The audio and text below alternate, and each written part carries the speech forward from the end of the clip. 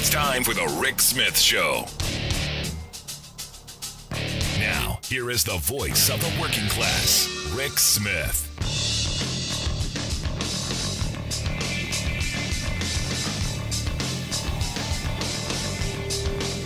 And welcome, brothers, sisters, working class heroes. This is the Rick Smith Show. Thanks so much for being here today on the big program. Lots to get to, lots to talk about as we speak this very moment. Members of the House of Representatives are debating the American Rescue Plan. A plan, mind you, extremely popular. Polling off the charts. Both parties, bipartisan, very popular. People want it. People need it. We see it as an opportunity to help people get through the rest of this pandemic, hopefully. Really popular everywhere except among Republicans holding elected office in Washington, D.C. None of them seem to be willing to support this. Now, again, they've got their talking points. Well, it's just a bunch of liberal handouts. Yeah, like getting money to unemployed workers who need to put food on the table, like ensuring that people don't get thrown out of their homes, like making sure that schools get to reopen in a safe way and communities have the resources to do the things that they need. Those bastions of liberalism. And look, you've got Republican mayors and governors across the country going, look, we need the support. We need the help. And it's interesting to me that you have the Republicans in the House right now and then eventually in the Senate who none of them are going to support it, yet every one of them are saying, well, we can't support it because, the Democrats, they're not reaching out the olive branch to us. They're not taking our ideas. They're not listening to us. And here again, I keep going, where are all these great ideas? You have signaled in no way, shape, or form that you are willing to support the things that Democrats have said are the most important part of this. And that is making sure that the working people get the help that they need in this moment of crisis. This seems like a simple no-brainer. If you're a politician, you have constituents in your district. I don't care if it's a red or a blue or purple, or I don't care what district it is. You've got working people in your district. And the fact that the Republican Party is thumbing their nose at every one of those people who needs the help right now is quite remarkable. Now, you've sold some, because I had an interesting conversation with a very conservative friend today, who went down that line of this is just a liberal giveaway. And his argument was that, we can't possibly raise the minimum wage because he only makes $19 an hour. And, someone working at McDonald's shouldn't make, close to what I'm getting. I'm going, that is really the dumbest argument that I've heard, but I've heard it a lot. The idea is if you raise the bottom, you get bumped up too. So we all do a little bit better. And I was trying to explain to him that in my lifetime, we went from, jobs that I had as a younger man that paid in today's dollars much higher wages back at the beginning of my work life than they do now.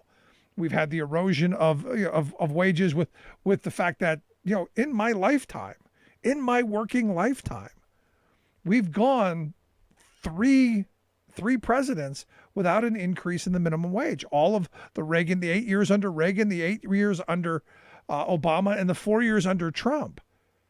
So you're looking at 20 years without an increase in the minimum wage, which means over those 20 years, inflation eats it away. And what does that mean for everybody else? And this is the reason that, understand, they're not really concerned about raising the wages of the people at the bottom. They're concerned that everybody else is going to look at, like this guy's doing, going, hey, he's getting a raise. Why don't I? Now, I know we're not that society anymore because this guy's mind has been trained to think, hey, I'm not, me. Instead of going, hey, that person over there is going to get a raise. They're going to get a raise. That means, I'm going to be in a better position to bargain and say, I need a bump too. And it's just this weird kind of world that we're in, that you have some of these really way out conservatives who are like, this is just, no, we can't possibly. Now, look, I said from the beginning, the minimum wage increase is a huge hill to climb. I didn't think it was going to happen. Still don't think it's going to happen. Right now the excuse is the Senate parliamentarian has opted that it shouldn't be included in the budget reconciliation. And look, there are people saying, well, we should fire her. And I'm going, if you had the 50 votes, if you had Manchin, if you had Simina, if you had, all of your ducks in a row, then you consider that. But first, you got to get your ducks in a row. And all of this talk, it's really interesting to me to see the sides throwing their bombs at each other. You've got Democrats who are looking at Joe Manchin going, well, Joe, if you don't get in line, we're gonna take you out. And I'm going, no, you're not. Don't do that. Because then you end up with a Jim Justice kind of Democrat / Republican. And you have even more problems because now you don't control the Senate. So tone down, relax, take a break, and let's see what we can get done. Romney and Cotton's bill are no-goes. Over the next 4 years to go to $10 an hour is not really a raise in the minimum wage. Understand, the minimum wage, had it kept up with inflation from its high point in 1968, would be around 12 and a half. So there could be compromise on this if you could get 10 Republicans that would have a soul.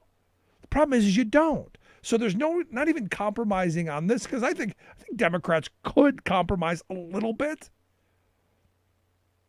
I'm not saying that that's the best option, but given the political reality in which we live in, you don't have 50 votes. You can't railroad this through. Which I would love to be able to do. Look, I would love to Schumer and the Democrats to go, you know what, we're ending the filibuster. It's going to take 51 votes to pass anything, and we're going to move an agenda. I would love for that to happen. That is democracy. That's what it should be. We should not have to have a supermajority to move any legislation and to move policy. We just shouldn't. But we're in this moment where, things are really popular, like raising the minimum wage, like passing this American Rescue Plan. Things are really, really popular, which is why I think it has to get done. Because we're in this moment at the beginning of the Biden administration where, his polling numbers are doing really well, better than Trump's ever was. Satisfaction of Americans in the country is going up. In fact, over the last, what was it? It's over the last, I guess, month. It's more than doubled. And interestingly enough, on January 20th, Republicans had been satisfied. Somewhere around 14% of Republicans said, hey, they're happy with the country. About 5% of Democrats said, yeah, they're pretty happy. And then bang, there's an X. Republicans shoot down to 6%, and Democrats are now up to about 45% saying, hey, we're going in the right direction. And that's the highest it's been. We're at 27% for the entire country, according to this most recent Gallup poll. That's the best we've been since, the end of April, when there was some hope that, hey, things might open up, things might get better. The reality is we need this American Rescue Plan.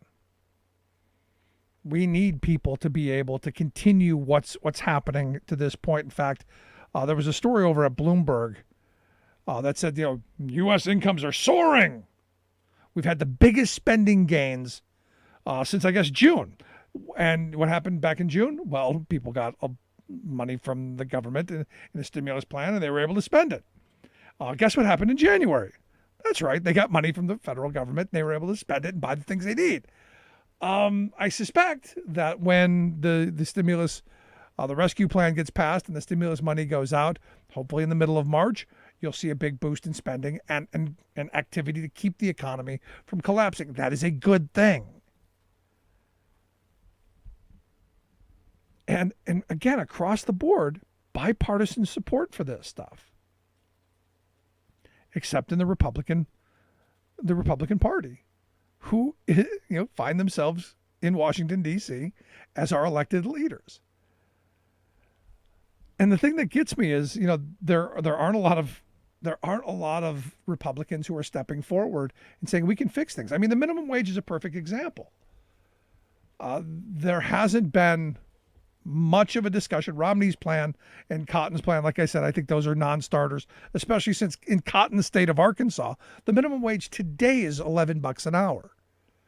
They want to make it $10 an hour in 4 years. I mean, that's disingenuous from the beginning. That's terrible from the start. And now it's up to Schumer to decide, what are they going to do? How are they going to make people's lives better? How are they going to be able to do this? Because clearly they're not going to do away with the filibuster. They're not going to fire the parliamentarian. They're not going to try and ram this through. They're just not, because they don't have the votes. And keep coming back to that. They don't have the votes. So do they come up with a scheme like Bernie Sanders has suggested, that you tax big corporations that don't pay their employees $15 an hour? Do we go after that? Do we have a crummy wage tax on employers?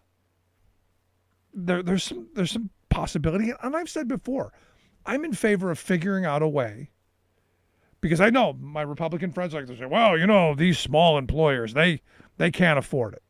Just can't possibly afford it.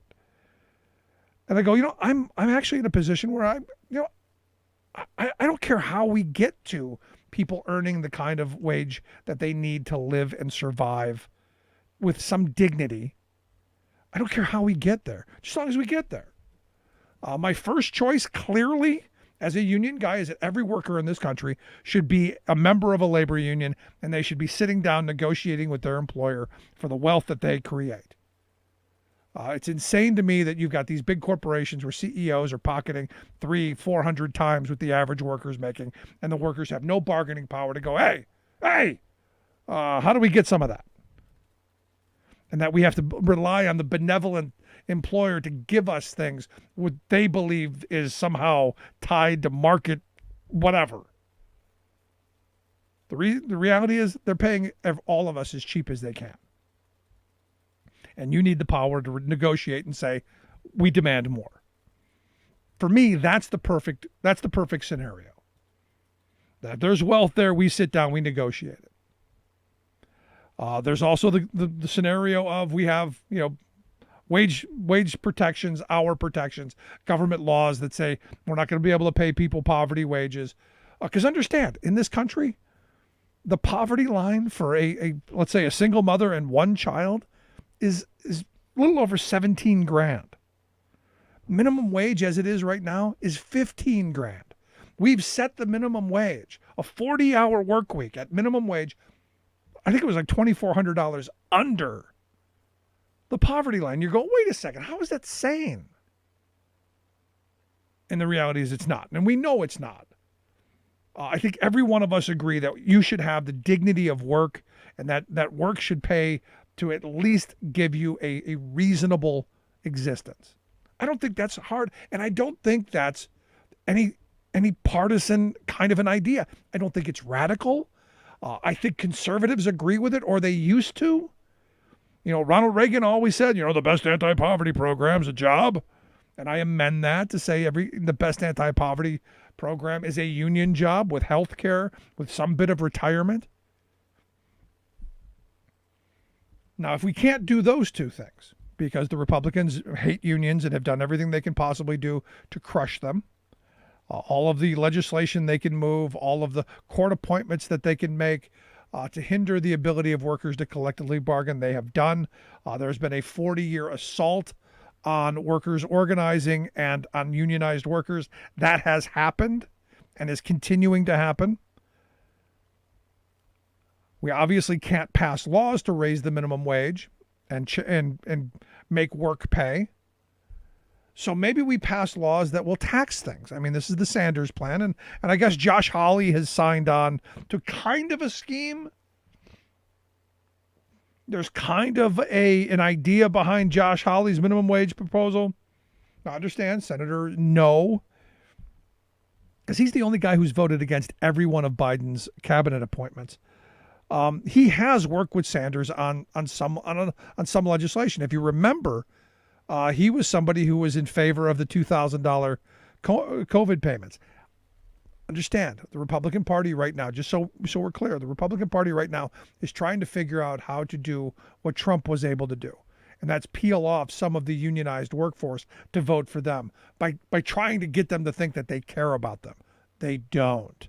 Hawley's plan is interesting. Is he's saying that, you know, these big corporations who pay less than, I think he said $16.50, would be taxed, and that the federal government would pick up half of the difference. So, you know, if you were making, you were making 16, if you're making $15 an hour, the federal government will pick up half of whatever it's going to cost to get you to $16.50. So they pick up the 75 cents. This is kind of a payoff to these companies, because we know what's going to happen.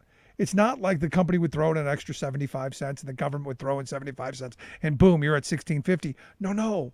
What they would then do is they'd lower the prices down. They'd lower the wages down. They'd lower it down to, instead of 15, it'd be like $13.50 or something. And in order to get to the $16.50, you'd have to have a $3 an hour raise. The federal government would throw in $1.50. They'd throw in $1.50. And guess what? Not only did the federal government pick up a little bit extra to get you to the $16.50 that you should have gotten, but you paid the company an extra 75 cents too. This could be a massive ripoff of taxpayers. And again, this was part of the plan. Part of the plan was another handout to corporate America. Guised in what I said before, is that I'm not against the idea of figuring out how to raise those wages. But I do think it's interesting that in these plans, you figure out a way to make sure that corporate America is well taken care of. Another example, if they were making $13 an hour, you drop them down to $9.50. The federal government would give $3.50. They'd have to come up with another $3.50. You stop and think about the amount of money corporate America could scheme in all of this, and it's quite remarkable. I give Hawley credit. It's an interesting scheme. I'd love to hear your thoughts, though. Going to take a quick break. When we come back, our good friend Scott Dworkin is going to be here. Stick around. More American than workers standing up, and the union gives a voice to win. On the Rick Smith Show. I'm Rick Smith, and this is Labor History in 2. On this day in labor history, the year was 1941. That was the day the Battle at Bethlehem began. 14,000 workers at Bethlehem Steel's Lackawanna Mill in Buffalo, New York, walked out on strike. The Steelworkers Organizing Committee, or SWOC, had been fighting to organize Little Steel for years. Little Steel was a general term that referred to the smaller mills like Republic, Inland, Bethlehem, and Youngstown Sheet and Tube. At Bethlehem, SWOC was still waiting for a decision from the U.S. Court of Appeals about the company union Bethlehem refused to give up in defiance of the Wagner Act. As a defense industry, Bethlehem had $1.5 billion worth of armament orders to fill, and yet they wouldn't even pay the legal minimum wage mandated for government contracts. Retired steelworker Mitchell Schaefer recalled in a 1991 interview, "I went to work there in the late 30s, swinging a 20-pound sledgehammer to break iron billets." The 81-year-old continued by saying, "I got 40 cents an hour, 6 days a week, no vacations." The last straw came when Bethlehem fired over 1,000 workers. Bethlehem claimed these particular workers damaged coke ovens when they engaged in a work stoppage. Workers immediately formed solid picket lines at 7 gates that stretched 2 miles. They successfully beat back attempts by police to allow scabs to cross their picket line. After 38 hours, Bethlehem quickly agreed to reinstate the 1,000 workers. They soon resumed talks regarding wage increases, grievance procedures, and union recognition. But a month later, Bethlehem decided to go back on their promises. They started organizing elections for collective bargaining representatives through their company union. The stage was set for the next big strike at Bethlehem in March that would finally win union recognition.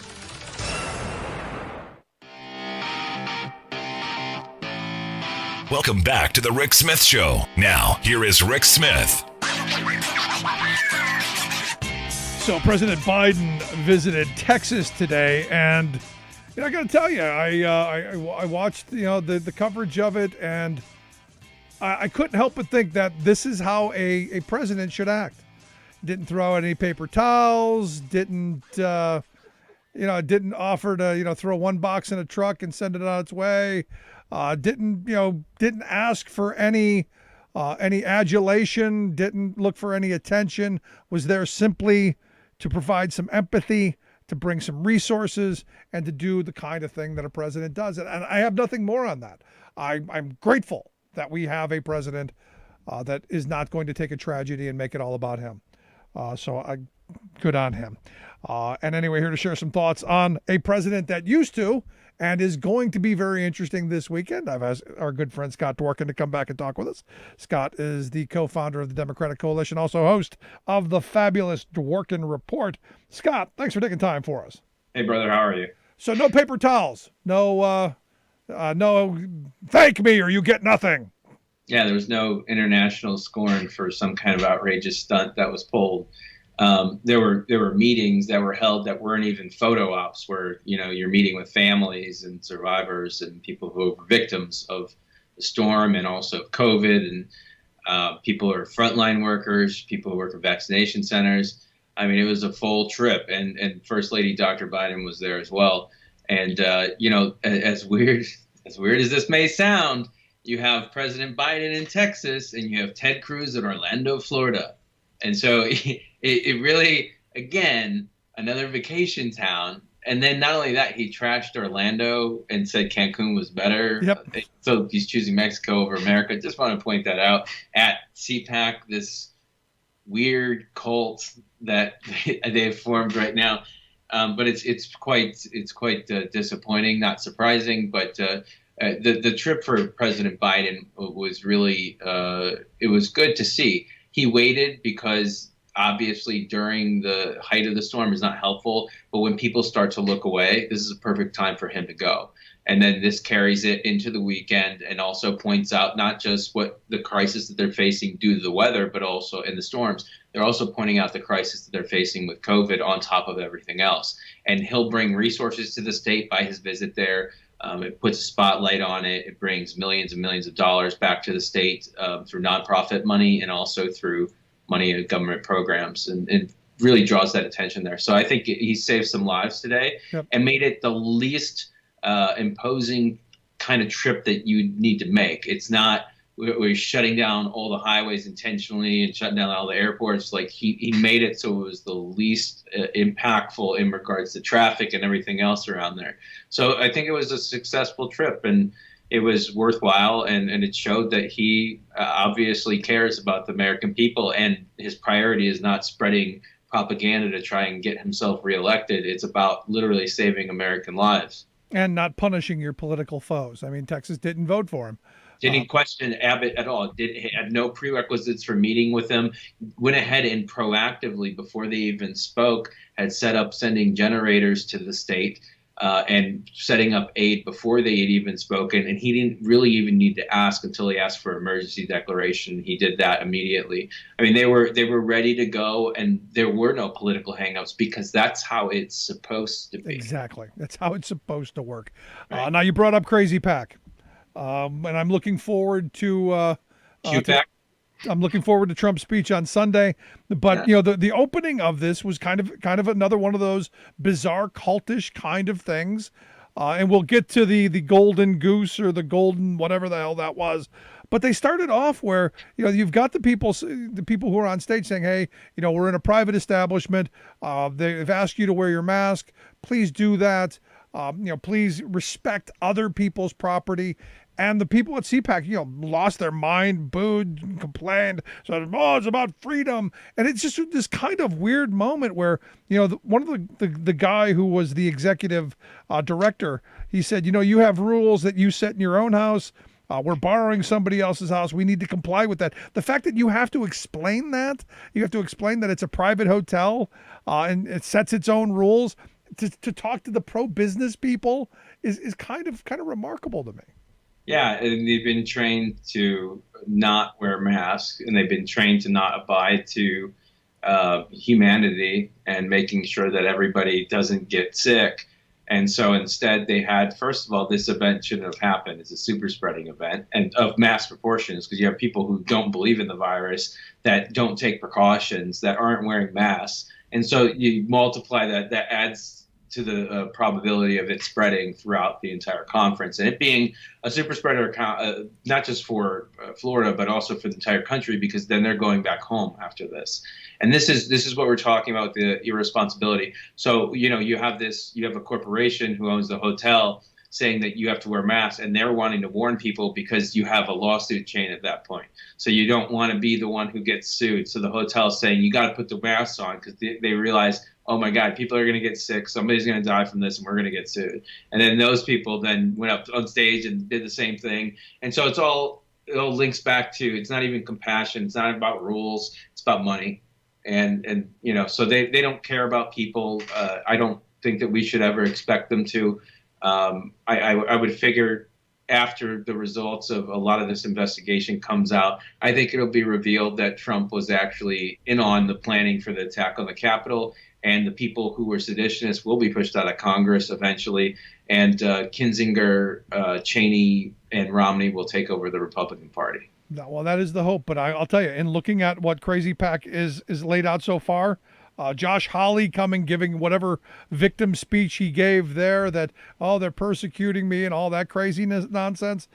This party looks dangerous to me. The people I've seen so far at Crazy Pack, these folks scare me. Have you seen the Tea Party lately? They seem sane, actually.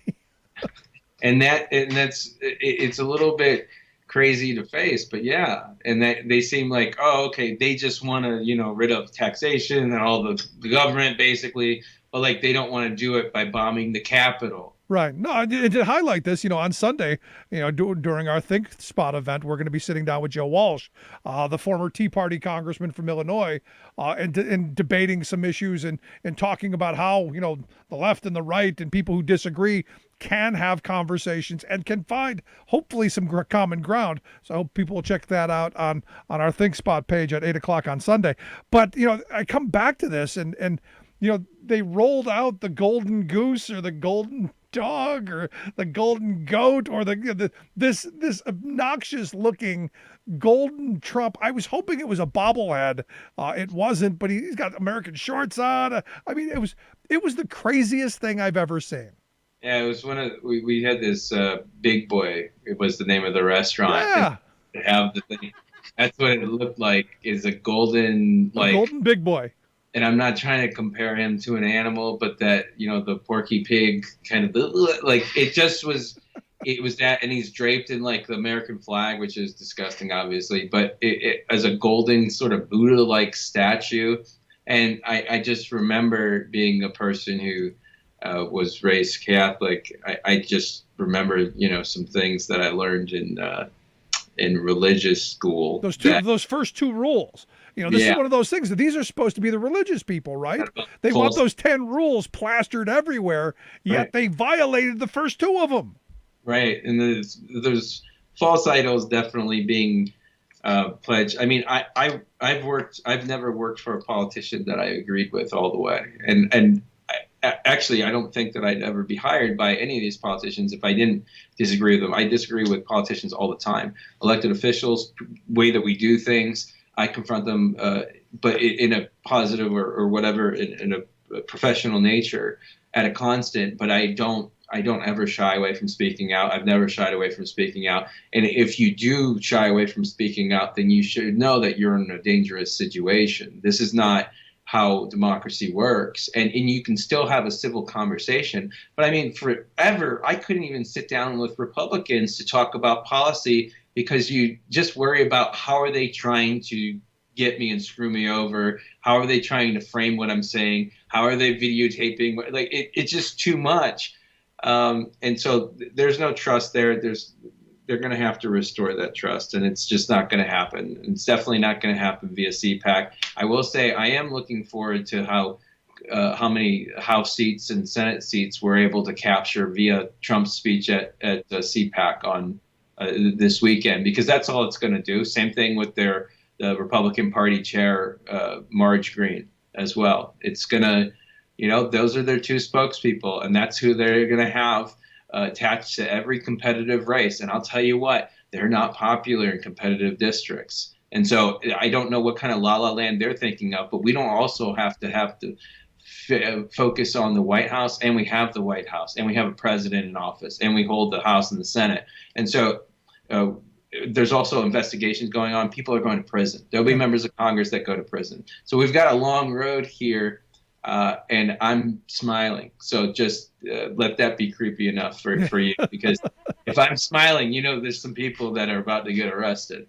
Well, let's talk about that. I mean, I wanted to talk a little bit about Trump's speech, but the fact that his tax returns have been handed over, all of the other stuff that goes with it has been handed over, and there's talk, and I don't know how accurate this is, but there's been some reporting and some talk of this Adam Weisselberg, who is his chief accountant, that there's talk that he's going to end up working with the DA, and that would be the end for Trump and the whole clan. Yeah, he's been a longtime CFO for the Trump Organization and other offshoots, the different shell corporations they have around the world. He's privy to the private assets that they've hidden in countries like India and China. I'm not sure if people were aware of that, but obviously he does not keep all his money here, so he does not track all that in his taxes. He has funds that are set up in countries like India and China. I'm not sure exactly how much money is housed over there, but it's not all based here. I think with the investigation, obviously New York is a top dog. What I've learned this week, the Georgia investigation is expanded to include Lindsey Graham and other senators and other representatives and Mark Meadows and other members of the White House staff, former White House staff. And so that I would see criminal charges over the next few months from Georgia, and I would include Trump in that. I don't know how an arrest would work in that case. I think that he'd just be served a piece of paper and then he'd have to show up at court. I'm not sure how the security works with that, but they're going to have to figure that out. I do believe that he's going to get charged in the Georgia case. With New York, I mean, we're looking at maybe 5 or 6 months from now. If we're lucky, it could be a little bit longer. And in that, I don't think that it's going to be as much of Donald Trump. I think it's going to be more of Don Jr.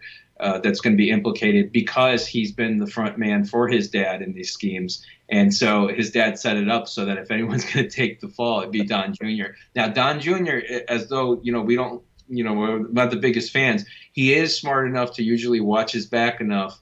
And so I'd like to see exactly how this father-son kind of duo is going to duke it out in court and also in the criminal schemes, because I'm sure that Don Jr. also has an escape hatch. There's just nobody that they can turn in. There's not like, oh, let me rat on this person, because they are at the top. So I would look at that investigation. We're talking about millions of documents. We're talking about tax returns, underlying evidence. We're talking about getting testimony from people that he worked with, hundreds of people. This is not going to be that simple. The charges will probably be complex. It's not going to be tax fraud. It'll be specific type of mortgage fraud or loan or wire fraud. But it'll be some sort of fraud. And this is where he gets actual prison time.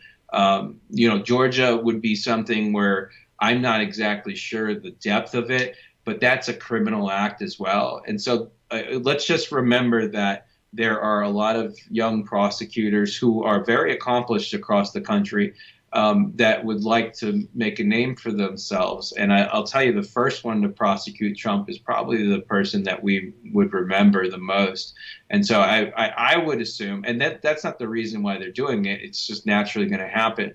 But I would really look at Georgia as being a shocker. Again, I can't say this enough. There are Republicans in Congress right now who will be in prison, who are going to be arrested for crimes that don't even have to do with anything that we're talking about, mostly for lobbying violations and crossing in between letting lobbyists write law and trying to introduce that, letting lobbyists to choose who the judges are and having money transacted with that and bribery plots and blackmail.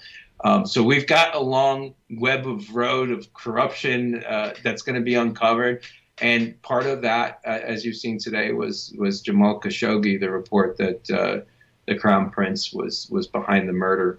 And so, anyways, long story short, I think that we're looking at a lot. We're looking at a lot of criminal acts, and he could even be charged and possibly imprisoned for 6 months in D.C. for a misdemeanor. And so these things all add up over time.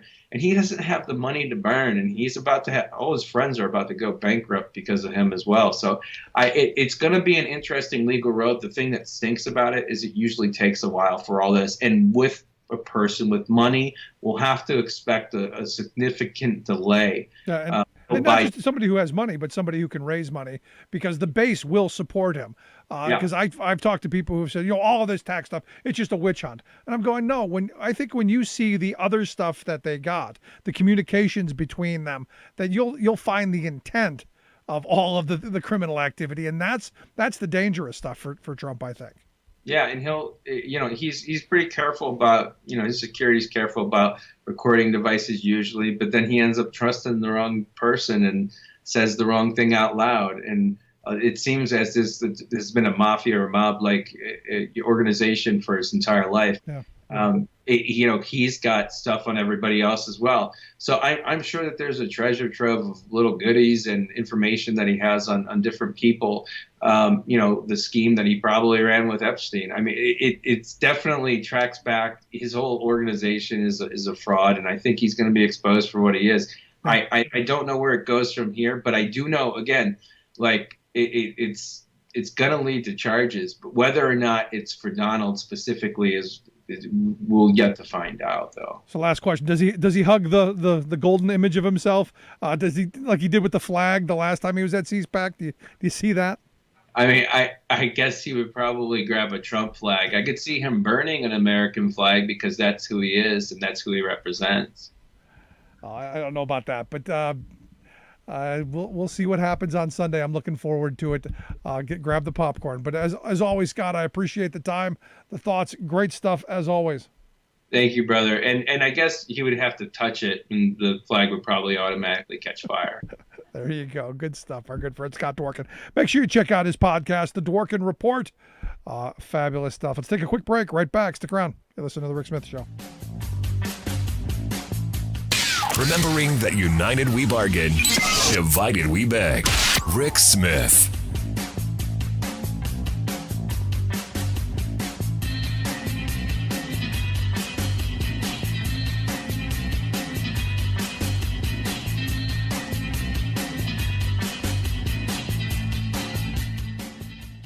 I'm Rick Smith, and this is Labor History in 2.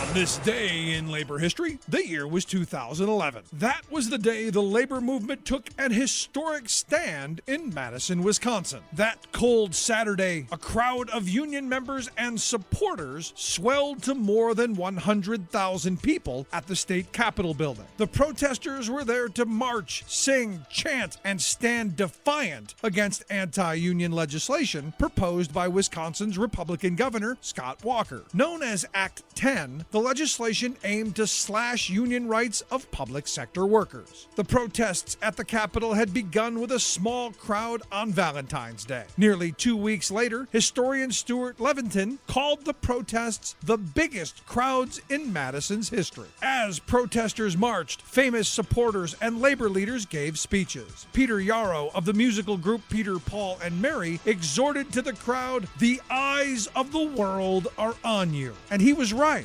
Media coverage of the massive protests dominated news channels. Labor was taking a stand. Yet despite the massive protest, the Wisconsin Republicans had a supermajority in the legislature to pass their anti-union attacks. Since 2011, they have expanded their attacks to the private sector as well, passing a statewide right-to-work law. The impact has been devastating to working people in Wisconsin. Public sector workers have had to pay more for health care and retirement, losing 10% of their real wages. Governor Walker had promised to create 250,000 new jobs during his first term. He could not even deliver half that amount. By the summer of 2015, Wisconsin median family income growth ranked 50th in the nation. Those who marched in Madison could see these dark days coming. What will it take to stop these attacks on working people?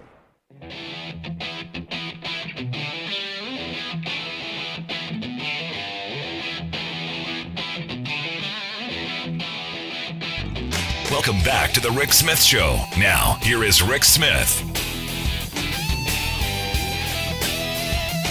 So according to the latest The Economist YouGov poll, 66% of us say that we support Joe Biden's economic/COVID relief plan, the American Rescue Plan. Only 25% oppose it. So like I was saying a little bit ago, the reality is overwhelmingly we the people support the idea. To get 2/3 of Americans to go, yeah, we should do that, is something that should happen. It should have happened already. And this is the problem I have with a lot of our Republican friends. They haven't thrown out other ideas. For instance, I've said from the beginning, you've got to do something to keep people in their homes. We can't have, during the middle of a pandemic, mass evictions. You just can't have it. In fact, there's the story that I saw is there's something like, just an outrageous number, something like 10 million people in the country who are behind on their rent, and they risk being evicted. Now, these aren't the people who are behind on their mortgages. Those are millions more. These are just people who are behind on their rent. And there was, I guess, an estimated 16 million, according to the census, 16 million renters who weren't sure that they were going to be able to pay February's rent. So, we could be in this spot where you've got millions of people out in the streets, and you have the landlords, the people who depend on these renters to pay their bills. You see them collapsing too. You could see a snowball effect of foreclosures and just all kinds of bad. And this is one of those things where you go, set your partisanship aside, you need your talking points, set your I need to score points for my base, set that aside, and let's figure out how you keep 10 million people in January, possibly 16 million people in February. Who knows what March brings if we don't get something, keeping those folks in their homes, and not just those people in the places where they live, but also the people who own the buildings. And yes, this could be a bailout to Trump and Kushner and a bunch of these slumlords. It could be. But this is where you got to come up with a plan, a policy that says, you know what, we're going to make sure that the system doesn't collapse. We did it for the banks. We went in with blank checks. Got to save the bankers. Here's a blank check. Whatever you need, you just tell us, we'll write it out. We don't seem to do that for working people. And I said from the beginning, when all of this was going on and we were doing the shutdowns, I was saying, look, we should be paying people 90 to 100% of their wages. We should be setting up a system where we keep them attached to their jobs, getting their health care, getting their retirement stuff, getting the things that they need to stay attached to the workforce, and subsidizing to be able to pay the bills so that we don't have all of these mass societal problems. And we couldn't get that done. We couldn't get that done back in 2008 and 2009 when we were going through a lot of the same stuff. And now we find out that you have this judge in Texas, again, another another federal judge in Texas, who has ruled that the federal moratorium on evictions, he has ruled that they are unconstitutional. Basically saying, the federal government can't say that you can't throw somebody out of your house. He said, we didn't do it during the Depression. We didn't do it, during the Great Recession. We didn't do any of that. We didn't do it during the Spanish flu or the Depression. So screw those poor people. Throw them to the curb. And look, I'm of the mindset that you got to help people stay in their places, and you got to help the landlords too. How do we come up with a policy to do both of those things? And this is what I'm told is part of this rescue plan, is ensuring that we have the resources to keep people in their homes and not being evicted, and helping the landlords keep their properties as well. It doesn't serve anyone's interest to start throwing people to the curb. But yet we find, members of Congress who are throwing people out of their homes as we speak. There's a problem with what's going on. And now, this judge didn't issue a preliminary injunction, which means that for now you can't be throwing people into the street. But I guess what the comment from this guy was is that he expects the Center for Disease Control, because that's who was being sued in this, to withdraw the moratorium. And I'm going, I don't know about that. So I'm looking at this and I'm going, where does the U.S. Supreme Court take this? Does the 6-3 corporate Supreme Court that we have now side with corporate America? Do they go, no, let those people go to the curb? And then what policy do you come to move forward on that? Do we need to have some kind of direct payments to people? Can we sign up systems to do that?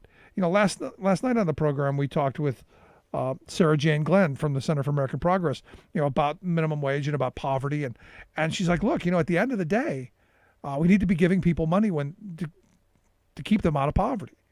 And, there's a bunch of ways we can be doing this. I've said from the beginning, I believe that we have to have a jobs program, that the federal government will be the employer of last resort.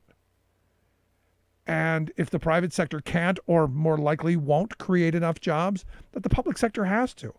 We've gone through decades of downsizing. We've gone through decades of consolidation. We've gone through decades of doing away with redundancy. And look, redundancy that's jobs. Where we used to have 10 companies doing something, you now have one. And 9 jobs have been eliminated that was done in each one of those 10 companies. And now people are looking for work. And I hear, well, Rick, that's waste. Yeah, well, where's that money going now? Money's going to the very wealthy. It's going to the top 1 to 5%. And you have desperation in the working class. I believe if you had a system set up where we don't even need to pass a $15 an hour minimum wage. You make a federal program. We're going to give people jobs. That we've got lots of work to do. We've got seniors that need help. We need people that need to be taken to doctor's appointments and grocery stores. We need people to winterize people's homes. We need people to cut grass in the summer. We need tons of stuff. With an aging population, we need tons of stuff. We could find jobs, and not just busy work jobs, but actual necessary jobs for people to work at, and pay them a $15 an hour wage with health care, with some bit of retirement. And you know what then happens? All those people who are working in the private sector who are making $13 with no health care and no pension are going, hey, that public sector job with the health care and with the union rights and all of that, I'm going over there. And this is where the free market, the invisible hand, this is where the invisible hand would go, wait, all the people are going over to take the $15 an hour jobs with the health care and the retirement and the voice on the job. Private sector is going to have to bump it up a little bit. And in order to compete, because you got to love the conservative idea that we're going to compete, In order to compete, they got to raise wages. In order to compete, they've got to offer better benefits. It's what built the most prosperous working class in the history of civilization. We've done this before. I had a conversation with a friend who's saying that one of the companies that he represents is having a really hard time attracting employees. They're having a hard time getting people to come work for them. And it's a good job. It really is. It's a good job with good wages, with incredible health care benefits, with an incredible retirement package. They just can't come get people to work there. Because it's cold in the winter and it's hot in the summer. And it's weekends and it's nights, but it's a great job. And he's going, they don't know how to do it. I go, well, you do it the way they did that attracted us. You raise the wage. When I started in the freight industry, had wages kept up with inflation, had it kept up with the way it was back when I started, instead of $25 an hour, it'd have been $39 an hour, because that's how inflation has increased. That's how you create an economy with people with disposable income, and then people who can afford to not take money from the government. And I don't know anyone who's been on food stamps or who's had to get heating assistance or rent assistance or any of these programs who are thrilled about the fact that they have to get this. Everybody I know who's taken it has done it because there are no other options. I believe if we had a system set up that valued work and rewarded work, we'd be a much different society. And all that money that we're spending on those social programs, on everything from, again, food stamps and LIHEAP and CHIP and all of this stuff, all that money, all the tax dollars we're spending, if we were putting that into actual jobs programs and getting value out of it, taking care of our seniors, taking care of communities, we'd be so much further ahead. But instead, what we've got is we've got a Republican Party that's protecting corporate interests, because they're quite happy with their hands right at 10 and 2 on the steering wheel. And they're very happy just driving this economy straight into the ditch for you and me. But for themselves, they're doing great. And look, if I were them, I'll be honest. I got to be honest. If I were them, I would probably do the same thing. Hooray for me and the heck with you, because I'm smarter. I whittled myself bootstraps from sheer intestinal fortitude, and I pulled myself up. Hooray for me. And if I give you something, it's out of the goodness of my heart because I'm benevolent. Instead of having a system that people can truly thrive in.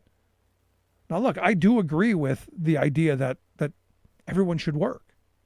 I have never shied away from that.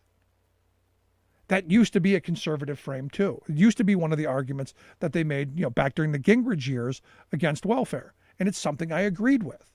I didn't agree with what Bill Clinton did with the welfare reform bill because it didn't have any jobs in it. It basically said, go get a job. And you go, well, yeah. These people would have gotten jobs if they could have. Where I grew up as a kid, we weren't on the bus line. So to get to the good jobs, you had to have a car. Well, guess what poor people don't usually have? Reliable transportation. Guess what one of the main drivers of homelessness is? A lack of reliable transportation. We could fix some of this stuff by having massive investment in public transportation. We could have a system set up of even if you just had like an Uber system of government jobs, of people taking people to work, setting up carpools. That one guy, that's his job. He drives everybody to work and back. He drives a couple people.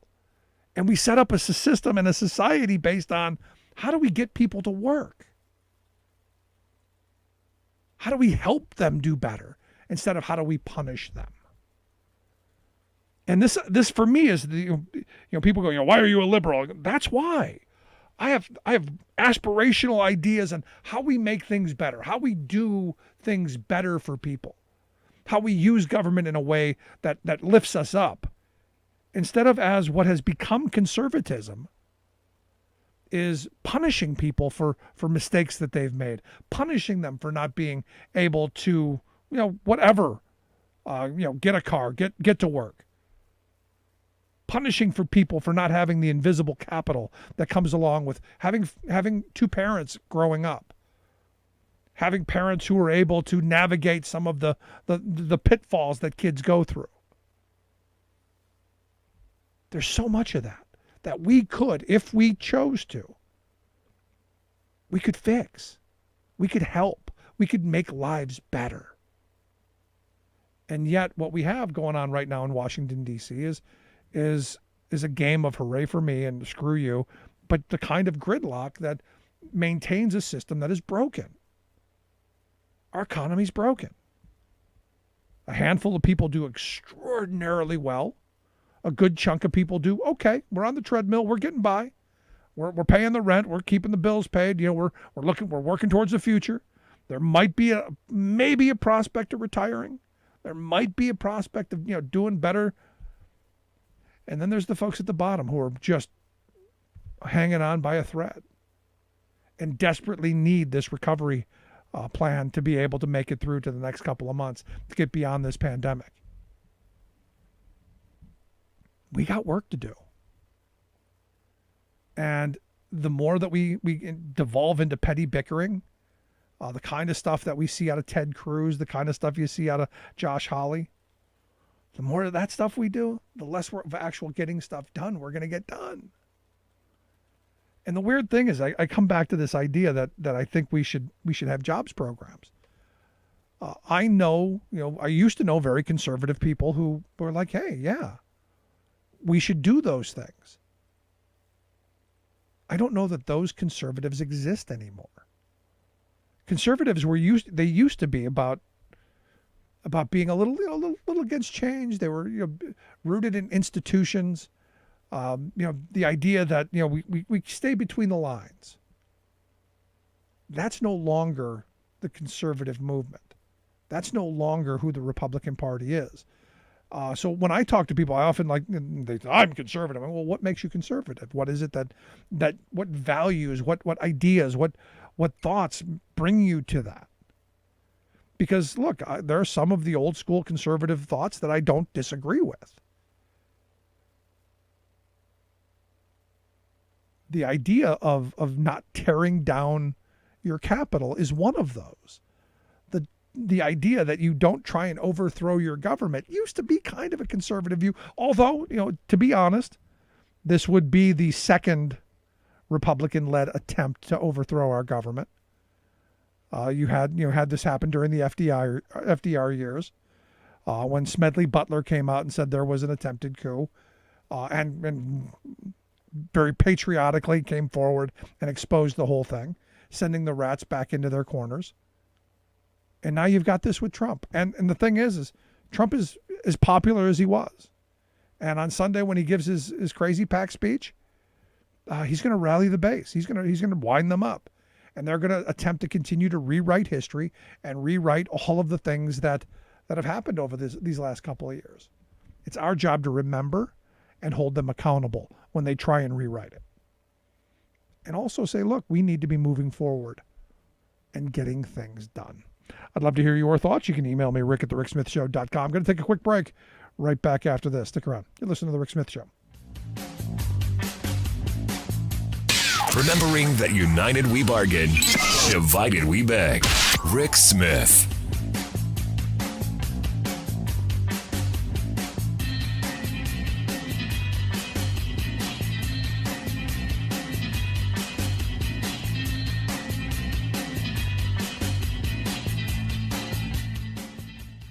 I'm Rick Smith, and this is Labor History in 2.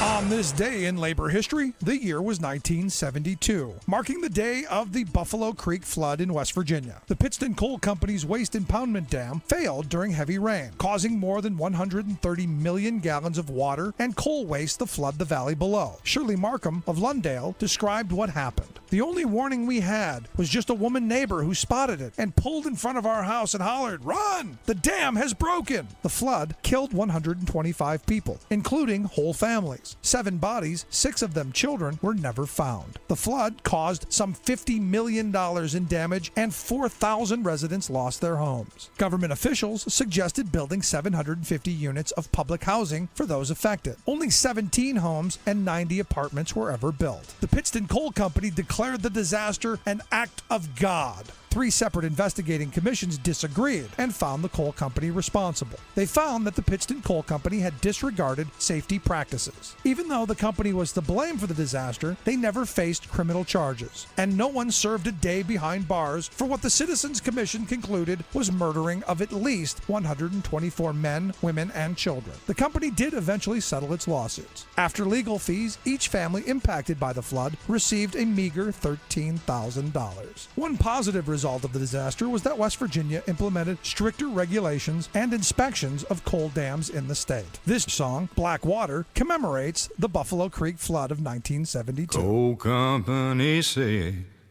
God is to blame. They built the dam, but he brought the rain. Truth was known throughout the land. Never to trust a company man. Many Americans can't believe that political coups are part of our country's history. But consider the Wall Street Putsch of 1933. Never heard of it? It was a corporate conspiracy to oust Franklin Roosevelt, who had just been elected president. With the Great Depression raging and millions of families financially devastated, FDR had launched several economic recovery programs to help people get back on their feet. To pay for this crucial effort, he had the audacity to raise taxes on the wealthy, and this enraged a group of Wall Street multimillionaires. Wailing that their, quote, liberty to grab as much wealth as possible was being shackled, they accused the president of mounting a class war. To pull off their coup, they plotted to enlist a private military force made up of destitute World War I veterans who were upset at not receiving promised federal bonus payments. One of the multimillionaire's lackeys reached out to a well-respected advocate for veterans, retired Marine General Smedley Darlington Butler. They wanted him to lead 500,000 veterans in a march on Washington to force FDR from the White House. But they chose the wrong general. Butler was a patriot and lifelong soldier for democracy who in his later years was critical of corporate war profiteering, and he was repulsed by the hubris and treachery of these Wall Street aristocrats. He reached out to a reporter, and together they gathered proof to take to Congress. A special congressional committee investigated and found Butler's story, quote, alarmingly true, leading to public hearings with Smedley Darlington Butler giving detailed testimony. This is Jim Hightower saying, by exposing the traitors, this courageous patriot nipped their coup d'etat in the bud. But their sense of entitlement reveals that we must beware of the concentrated wealth of the imperious rich, for it poses an ever-present danger to your and my majority rule. Hightower's commentary is brought to you by the Hightower Lowdown. From Wall Street to Washington, this monthly newsletter reveals who's doing what to whom and why. Check it out, hightowerlowdown.org. Welcome back to the Rick Smith Show. Now, here is Rick Smith.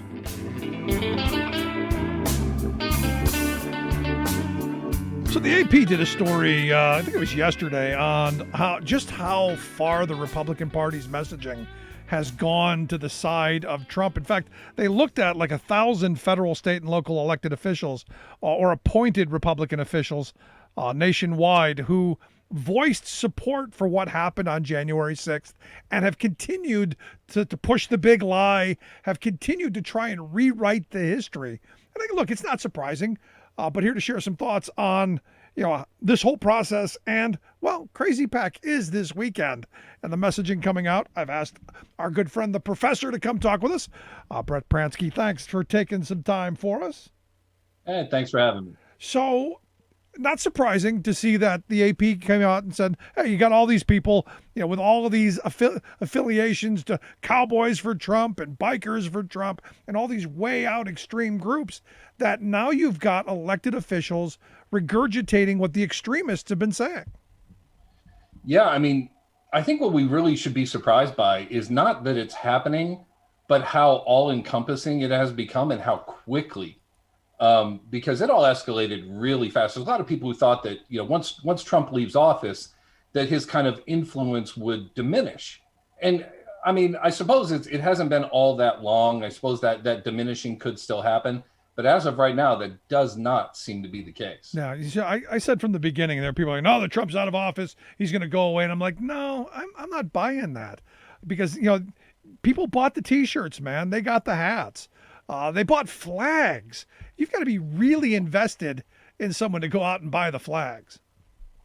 Yeah, that's absolutely right. And that's something we've really never seen before in American politics. I mean, we've seen this kind of behavior before. We've just never seen it here, at least not in my lifetime. But when you put up somebody's flag in front of your house, I mean, that's a level of devotion. I mean, I saw several, that were flying above the American flag. And again, you go back to January 6th, in the many cases, the flags that were flying, even in, places of honor in the Capitol, were not American flags. They were Trump flags, and a couple sorry instances, the Confederate flag. I mean, it's quite remarkable. But, I look at this and, today the big story that caught Twitter, as I'm sure you know, is the golden whatever doll of Trump. I mean, that's now going to be a marketing boon for somebody, because they're going to be selling little keychains and little chains of and look, our last guest, Scott Dworkin, pointed out he looks a lot like Bob's Big Boy. Remember the restaurant that had the guy with the big head? He looks like the Bob's Big Boy character. Yeah, he really does. And I saw that footage today, and it really kind of startled me because there are lots of times, especially now when tensions are so high on both sides of the aisle, and there's a lot of animosity going back and forth. We're divided the way we are currently. We're really prone to jumping to conclusions, right? We'll read too much into a statement. We'll read too much into an image, or we make all kinds of assumptions. We have a tendency to jump in, and everyone's prone to that, right, left, center. Everyone is prone to that when tensions are this high. But I don't think there's anyone out there who saw that and was not aware of the connection that literally everyone, especially anyone who knows anything about the Bible, is going to make that connection, is going to make that golden calf, connection, especially among this crowd, this conservative, highly religious crowd. There's nobody who's not going to make that connection. It's really hard not to see that as something that there has to be some intent there. No, I don't disagree with that. But, immediately my mind went, the golden calf, one thing, but immediately, to those rules. These are the people who want the 10 Commandments plastered everywhere. And yet, in my view, that whatever they rolled down that hallway breaks at least the first two of them. Right. And it's really difficult to understand, because the folks I talk to on a regular basis who I tend to share, political ideas and ideology with are really confused as to how this could happen. You know what I mean? This idea that we've become so detached from reality and so detached from the truth that we're just blindly accepting conspiracy theories and things like that. And we're doing it at really high levels. We saw people at CPAC today doing what disinformation experts call disinformation laundering, where they're actually standing up on stage and giving us the disinformation. And through their presence as elected leaders and very powerful people, they're essentially laundering that disinformation and cleaning it up for people and making it acceptable, so that people out there who normally would exercise better judgment and reject these things, are more likely to take it in. And it's really frightening. No, it is frightening. And I'll be honest, I watched some of the clips. The one of, the people on the stage, the executive director and the communications woman, saying, look, hey, people, put your masks on. We're in a private establishment. This hotel is a private business. They have the right to mandate this. If you were in your house, you can make your rules. The fact that they had to explain that, pretty remarkable. And then the booze and well, I should have my freedom and all this stuff, just a whole nother level of crazy for me. Yeah, it really is. And to see people buy into this kind of stuff at this level and to this degree is pretty scary. Now, I do have a little training in this area, so I think that I can kind of maybe a little bit break down for your listeners kind of how this kind of acceptance happens, because it really has a lot to do, not necessarily with Trump or the personality, but how we take in truth. All right, though we all consume truth in one way, shape, or form, but for most of us, truth is a thing that exists kind of out there in the world, and every now and then somebody comes along and tells us some of it. Right. But it exists separate from any individual person. People can report the truth, but they don't create it. When it comes to Trump and Q and these conspiracy theories, we have a system now where truth is created by an individual. And so we wonder sometimes, for example, we've seen these things kind of turn back on themselves time and time again, where we'll have one conspiracy theory one day and something that conflicts with it the next day. And sometimes we replace one truth with the other truth, and we do it in this kind of, incredibly quick fashion. We just kind of layer a new truth over the old truth, and we do it, repeatedly, and we do it all the time. And that's kind of how this happens, because when you have a person who creates truth, who, when they speak it, it becomes true, well, then everything that is said most recently becomes the true thing, and you just replace the old thing and move on. Yeah. This is how cults operate. And that is what we're seeing. I know it's a scary word for a lot of people, but that is what we're seeing. Yeah, and this was Winston Smith's job in the 1984 book. His job was to go back and rewrite yesterday's history to match the rhetoric of today. Right. I remember one particular part of that I've been thinking about a lot recently is during these histories, there's times when their country's at war with one country and then they're at war with another country. And when they change the country they're at war with, they rewrite all the previous history books so that they were always at war with that country. It's not that we changed here and then went to war with this country over here. No, we were always at war with that country, and the people just accept the new truth and carry on as if that has always been the case.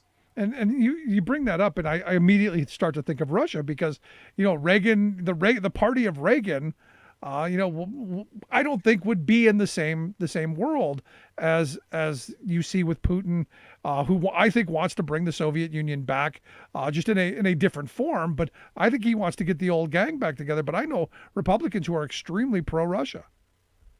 Yeah, and we had the group that spent the 4th of July in Russia. I forget how many there were, but there were 7 or 8 senators. Yeah, Ron Johnson. That went and spent the 4th of July, as if you're not aware of exactly what that image says to the American people.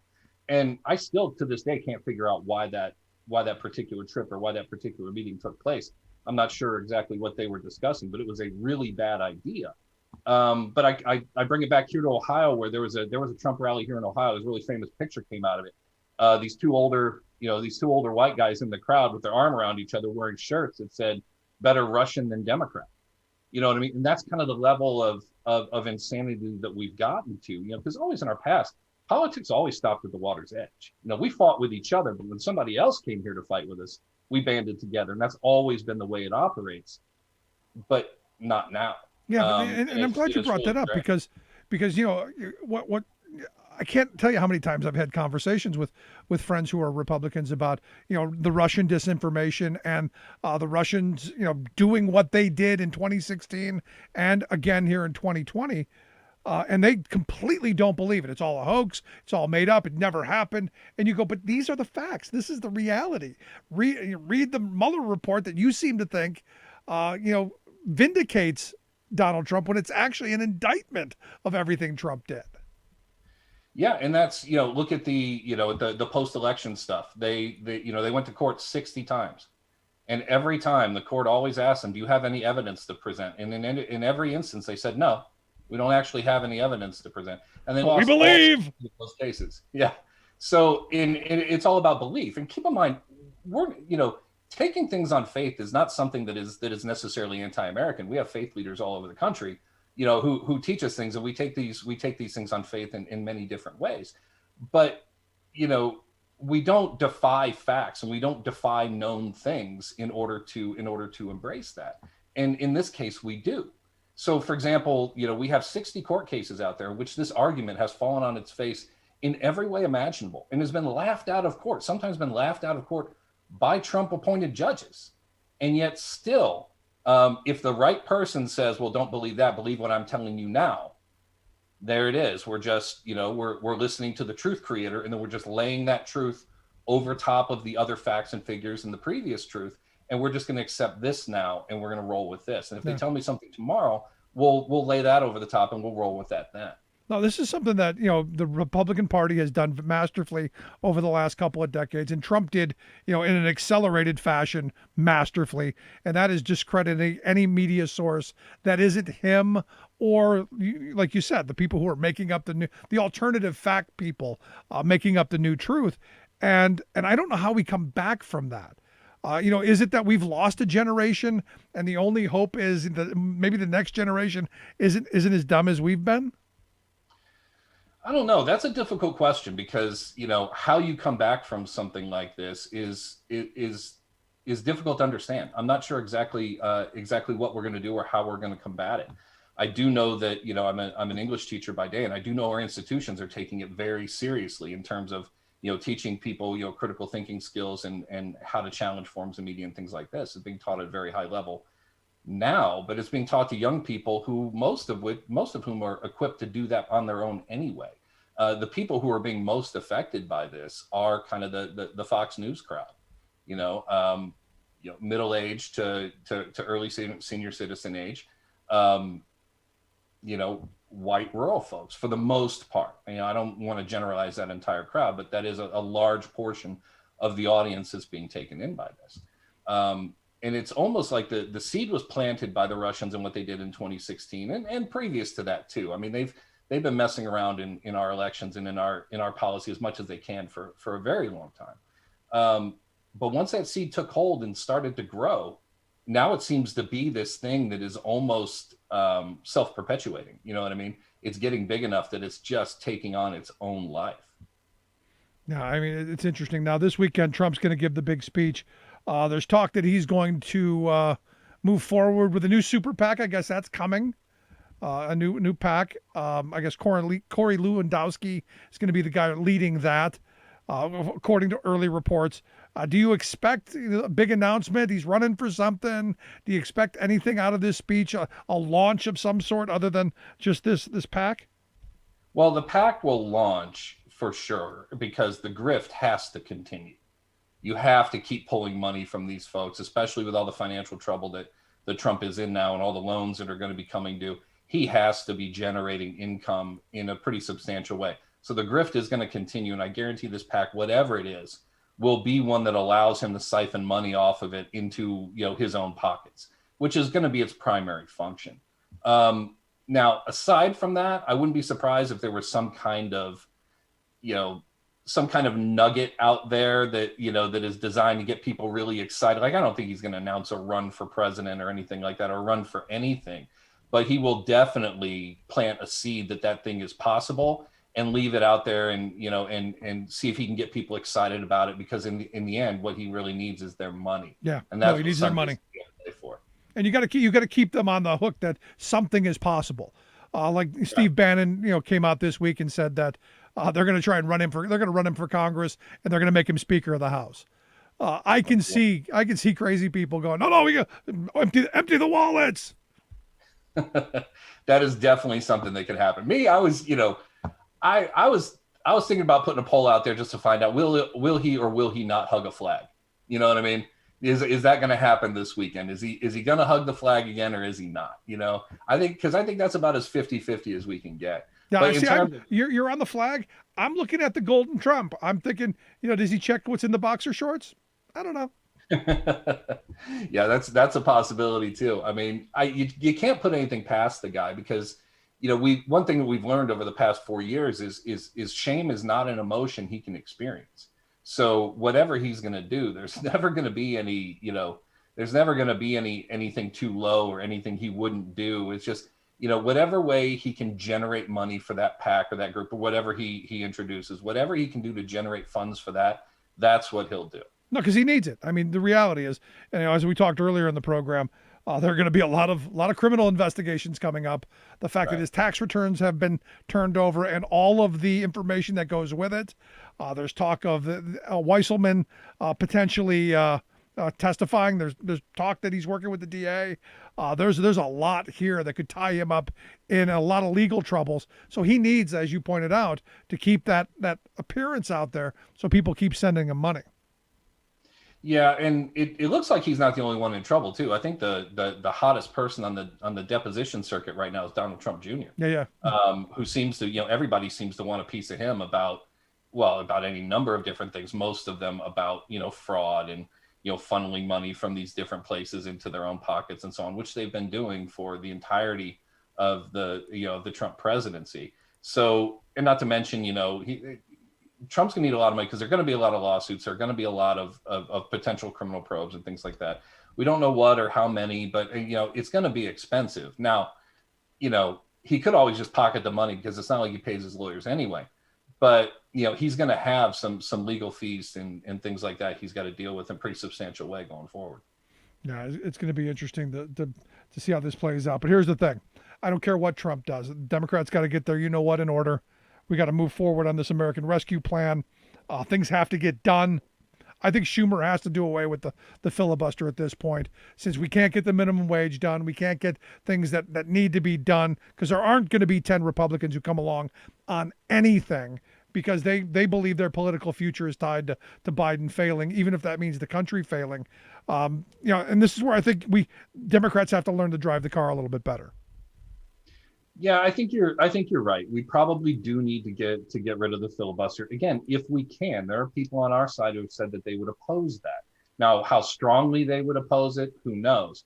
But it's definitely something that we should look at because it doesn't look like we're going to get any help from the Republicans at all. And it looks like every attempt that they they say things like unity and we need to negotiate things like, it seems like every attempt to negotiate is just an attempt to stall and string things out so they can get to the midterms and get themselves in a position where they can say, see, they didn't do what they said they would do, which seems to be the plan. So we're just going to have to do what we need to do and get the help that the American people need. Now, one thing that encourages me about that, especially with the recovery plan, is we saw a pretty significant media push in the last week from Republicans trying to brand the bill as excessive spending and kind of what they typically do, democratic handouts and socialism.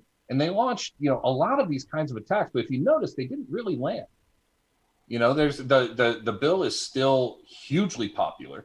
Everyone wants it. So the typical Republican attempts to stall these things by throwing mud and things like that, just they're not really working. So I think that this bill is going to make it in one way, shape, or form. No, I absolutely believe the rescue plan will make it. I just don't think you're going to be able to tie the minimum wage to it, and I think that's a defeat for Democrats because I think the people that it would have helped aren't going to forget, even if and the messaging out of, hey, Republicans wouldn't let us do it. I don't know that that's going to fly. The parliamentarian wouldn't let us do it isn't going to fly. Yeah, I think you're right. And this is one of those areas where, while Republicans don't really have a plan or don't really have any way that they're trying to help the American people in any substantial way, they are in a good position in terms of the argument itself. All right, because it's one of these situations where if you get in the way and you say no, it's much easier to stop things from happening than it is to push them through, to get agreement, across all these people and then to get something done. It's much easier to, fold your arms and say, nope, not going to do it and so on.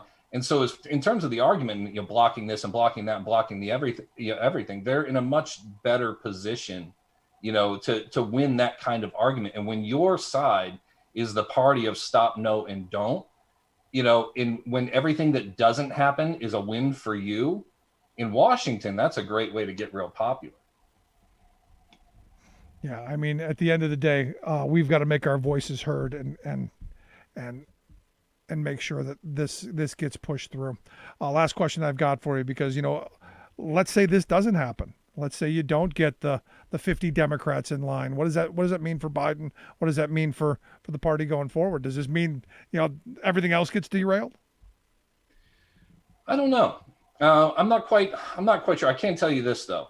Our chances in 2022 are tied to the next 4 or 5 months. We have from now until maybe 4 or 5 months from now to show the American people that the government can be a force for good. And there's a lot of urgency to that, because if nothing happens, if nothing changes, and if 2022 comes around and people don't have a real solid answer to the question, what did your government do for you in the last couple of years? If we don't have something to tell them, and they don't instantly know, if every household isn't instantly aware of what government did to help them in the past 2 years, it's going to be an absolute slaughter in 2022. We're going to have a lot of problems. And that's so where we have to get substantial things done. We have to get them done now. And that's where I keep coming back to. Chuck Schumer's got to do it with the filibuster. We got to get things done. Got to make people's lives better. Got to get this stuff pushed through. And look, if in 2022 you then pay a price for it, that's what happens. But you've got to do your best to get things done now. It's just my thoughts. Yeah, no, I think you're absolutely right. I mean, we have a very short window of time. We have a lot of work to do, and everyone is looking at us. We had a lot of promises to win in 2020. We told people the broad sweeping change was going to come, and now we have to deliver that. And no excuses for that. Oh, the majority isn't what we thought it would be, and oh, Joe Manchin this and Kristen Sinema that, and all these things are not going to matter to the average American, who's only going to look at it as, did you do something or did you not? That's it. The details are not going to matter. So we have to get this. If it means eliminating the filibuster, then we do it. If it means spending all the political capital we have, then we do it, because we have a very short window, and now is the time. You got to take the victory. You got to get it. Brett, I appreciate the time. Always good talking with you, my friend. I look forward to talking to you again. All right, thanks for having me. Good stuff, as always. Our good friend, the professor. Love to hear your thoughts. You can email me, rick@thericksmithshow.com. Gonna take a quick break. Right back after this. Stick around.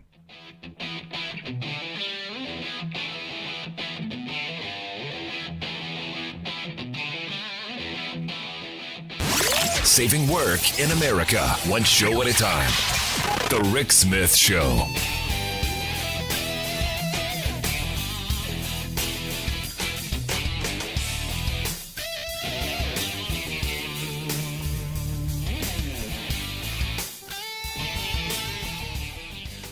I'm Rick Smith, and this is Labor History in 2.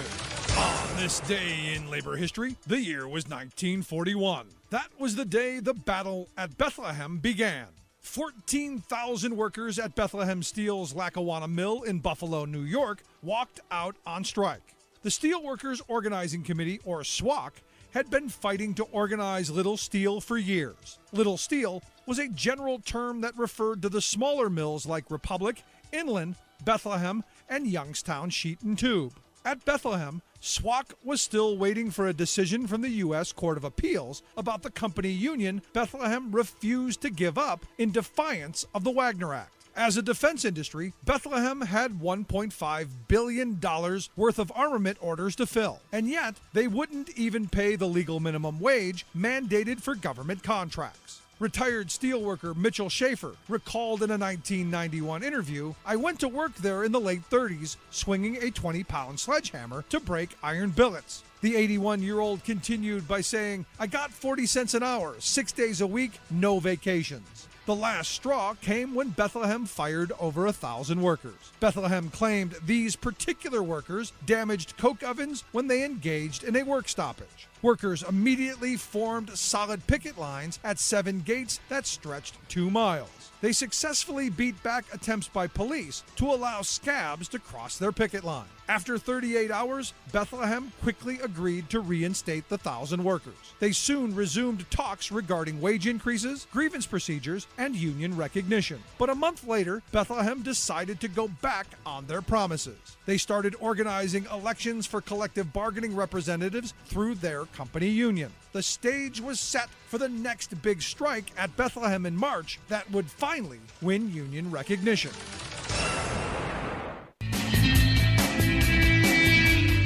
Welcome back to the Rick Smith Show. Now, here is Rick Smith. I got a response on Twitter that, I spent a little time during the break just terrified over. I mean, it's one of these things this is what's happening since we haven't been able to help enough people. This woman sent me a message saying that she's about to lose her home. She's got lupus, she's got RA, she's got PTSD, she's struggling. She says, look, I'm tired of begging. I need help. She's appealed to the state of Texas, to the state of Kentucky. They've denied her. She's applied for Social Security, and that's been still open. And the sad thing is Social Security disability takes way too long. And sadly, as people I've talked to over the years have told me that, they get denied a couple of times before eventually, okay, you're desperate enough. She says her savings is all gone. Her credit cards are all maxed out. They sold her car. She's got no income, waiting on the stimulus money to come to help her just get by. Now, remember, it's going to be $1,400. She included a photo of the letter from the bank that's going to foreclose on her home. And you look at the numbers, her mortgage is not very much. It's like $750 a month. That's less than most people's rent. But they're going to tack on an additional $212 in fees on top of the 2 months that she's behind. And they're going to accelerate. They're saying they're going to accelerate, according to the letter, they're going to accelerate her foreclosure. They say within 30 days from the date listed above, your loan may be accelerated and a foreclosure action filed. Also, additional costs will be added to the amount and all of this stuff. And this is the thing. Once banks get you into this moment, they just start hitting you with fees and costs and all this stuff where you don't get out. And it's this kind of scenario. And look, this woman's not alone. There are millions of people who, sadly, are in this kind of a situation. Who, as she says, she's terrified and hopeless. This is not what happens in the richest country in the history of civilization at its wealthiest moment. This isn't it. There's got to be a pathway to help. And part of me goes back to the banking system is our problem. There could be a way to redo things to make things easier on people. And I remember going back to 2009, 2010, when we saw the last major wave of foreclosures and in mass amounts, where banks were really unwilling. And I know there was a program that was supposed to help. Most people I talked to, it didn't happen. Banks were unwilling to figure out how to do anything to help. And this is the kind of moment we're in. And look, this isn't the first time I've heard someone say, this is my situation. I lost my job. Our car broke down. We've had a major expense. We've had this come up. Someone got COVID. Down the list. And there is no help. But who gets bailed out? The banks. What a horrible situation. I'd love to hear your thoughts. If you got a story, I'd love to hear it. You can email me, rick@thericksmithshow.com. Quick break. Right back.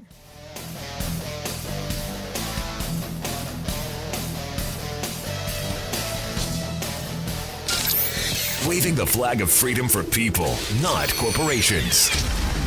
Rick Smith.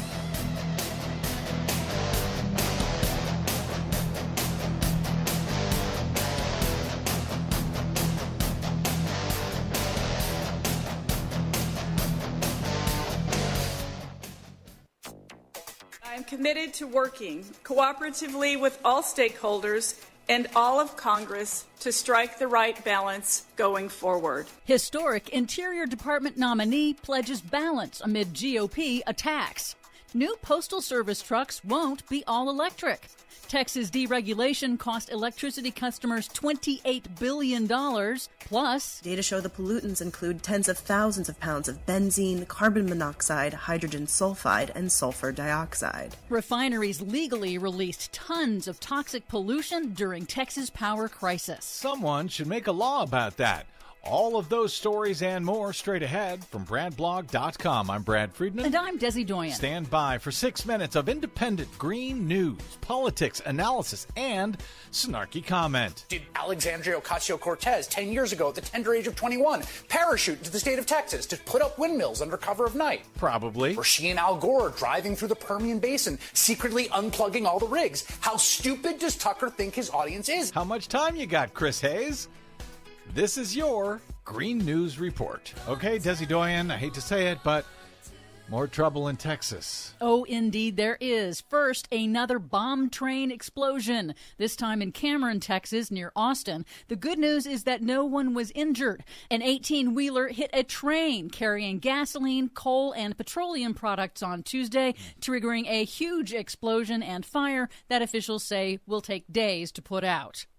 Also in Texas, more fallout from the Texas power crisis and water crisis, as 6 members of ERCOT, the Texas electric grid operator, resigned this week over the catastrophic, deadly failure of the state's unregulated power system in a winter storm that left millions without heat or electricity. Sure, fire the board members who were following Texas law. Exactly. Critics say that state Republican lawmakers are responsible. They knew what kind of system they had, and they embraced it until it failed. You got to blame someone other than yourself if you're a Republican. Plus, a Wall Street Journal analysis has found that thanks to deregulation and privatization of the state's electricity market, Texans have actually paid $28 billion more for their electricity since 2004 than they would have otherwise under a traditional regulated utility structure. Free market, baby.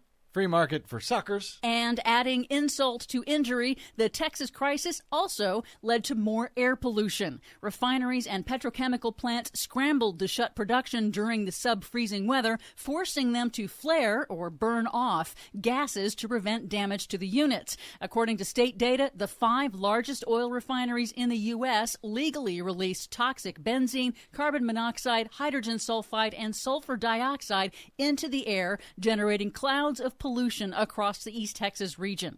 Environmental groups say the pollution releases could have been prevented if the plants had been winterized. Hey, it wouldn't be Texas if they weren't allowed to pollute. President Joe Biden's nominee for Interior Secretary, Democratic Representative Deb Haaland of New Mexico, appears to be headed to confirmation as the first ever Native American cabinet secretary in U.S. history. In Senate confirmation hearings this week, fossil fuel-funded Republicans labeled Haaland a radical over her pledges to protect tribal communities and public lands and over her opposition to controversial pipelines on native lands. They even lectured Haaland about the importance of science in decision-making after spending the last 4 years backing the Trump administration's war on science and data. Haaland said that fossil energy plays a major role in America and repeatedly emphasized that if confirmed, she will work to bridge party lines to find balance with Biden's climate agenda. As part of this balance, the department has a role in harnessing the clean energy potential of our public lands and to create jobs and new economic opportunities. The President's agenda demonstrates that America's public lands can and should be engines for clean energy production. Also in the nation's capital, the Biden Department of Energy is moving ahead with a sweeping review of Trump administration energy rules, including a review of several of the Trump administration's most controversial moves in preparation for a possible reversal of policies that weakened energy and water efficiency regulations for light bulbs, shower heads, dishwashers, and more. God, that was a dumb administration. Finally, the U.S. Postal Service has unveiled a futuristic design for new postal trucks, but U.S. Postmaster General Louis DeJoy told lawmakers this week that the service would only commit to making 10% of more than 100,000 new postal trucks all electric, citing the cost.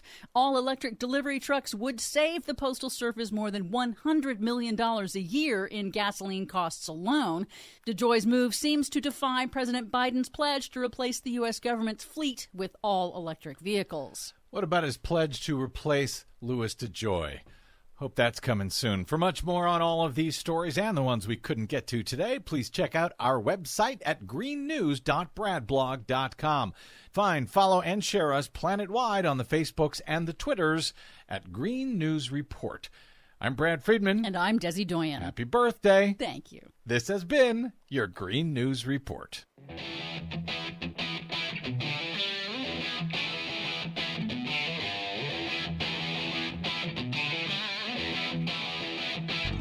Welcome back to the Rick Smith Show. Now, here is Rick Smith. So, breaking news from USA Today. Just came across the wire here.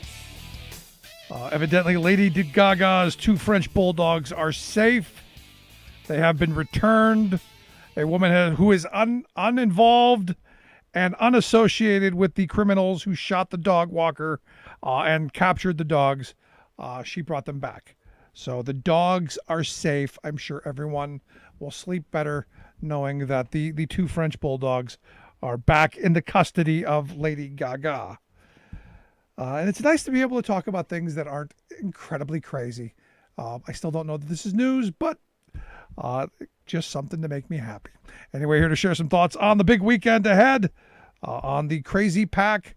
I've asked our good friend Bob Ney to come talk with us. Bob's former Ohio congressman, political analyst, and good friend of the show. Bob, thanks for taking time for us. Oh, thanks, Rick. We're going to the dogs. That's it. Literally to the dogs. Khashoggi, we now say that he did it, and now the Biden administration says no penalties. Thoughts?